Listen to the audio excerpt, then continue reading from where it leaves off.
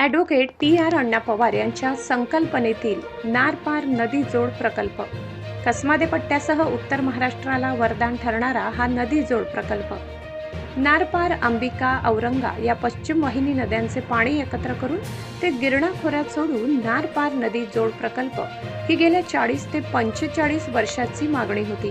ही संकल्पना खरी स्वर्गवासी ॲडव्होकेट टी.आर. अण्णा पवार यांची होती. त्यासाठी त्यांनी सन 14/3/1987 रोजी दाभाडीच्या गिरडा साखर कारखान्याच्या सभागृहात पहिली सभा घेतली. त्या सभेत जळगाव, धुळे, नाशिक, मालेगाव येथून नागरिक पोहोचले असल्याने ती सभा देखील ऐतिहासिक ठरली होती. त्यानंतर त्यांनी दिवंगत माजी केंद्रीय राज्यमंत्री सोनू सिंग यांच्यासोबत केमच्या डोंगर माथ्यावरून या प्रकल्पाबाबत पाहणी केली. तेव्हाची त्यांची असलेली ही संकल्पना आज पूर्णत्वाकडे वाटचाल करत असल्याचे देखील आजचे मंत्री दादाजी भुसे, भाजप नेते सुरेश नाना निकम यांनी सांगितले. त्यानंतर मंत्री दादा भुसे यांच्या पाठपुराव्यातून या कामाची वर्क ऑर्डर निघाली.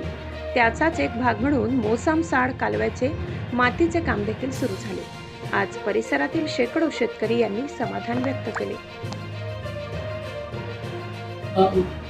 नार-पारची जी संकल्पना होती आपल्या आजोबांनी मांडली होती आणि ते स्वप्न आता प्रत्यक्षात खरं उतरत आहे, तर काय वाटतं, काय सांगा? मुळातच नार-पारची संकल्पना आमचे आजोबा ॲडव्होकेट टी.आर. पवार अण्णासाहेब यांनी 1982च्या आधीपासून ही मांडली. त्याच्यानंतर 1987 साली गिरणा साखर कारखान्यावर एक पाणी परिषद घेऊन उत्तर महाराष्ट्रातील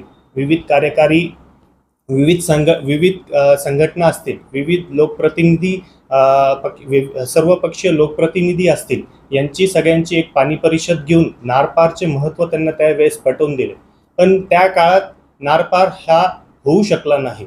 त्यानंतरच्या काळात मंत्री दादाजी भुसे साहेब व भाजपचे नेते सुरेश नाना निकम व विविध सामाजिक संघटना तसेच इतर लोकप्रतिनिधींनी त्याचा पाठपुरावा करून ही संकल्पना जी आहे ती पूर्णत्वास नेण्याचा प्रयत्न केला. त्याबद्दल मी त्यांचे आभार मानतो. तसेच नार-पार हा प्रकल्प पूर्णत्वास आता कुठेतरी येताना आपल्याला दिसतो आहे. तर या नार-पारच्या प्रकल्पाच्या संदर्भात विविध अशा सभा होत आहेत आणि ह्या सभेमध्ये ही संकल्पना मांडणारे ॲडव्होकेट टी.आर. पवार अण्णासाहेब यांचा नामोल्लेख हा प्रत्येक ठिकाणी केला जातो आहे. याबाबत मी मंत्री दादाजी भुसे साहेब तसेच भाजपचे नेते सुरेश नाना निकम यांचे आभार मानतो. तसेच महाराष्ट्र शासनाचे मुख्यमंत्री तथा दोन्ही उपमुख्यमंत्री यांचे देखील आभार मानतो की त्यांनी हा प्रकल्प पूर्णत्वास नेण्यासाठी प्रयत्न केले.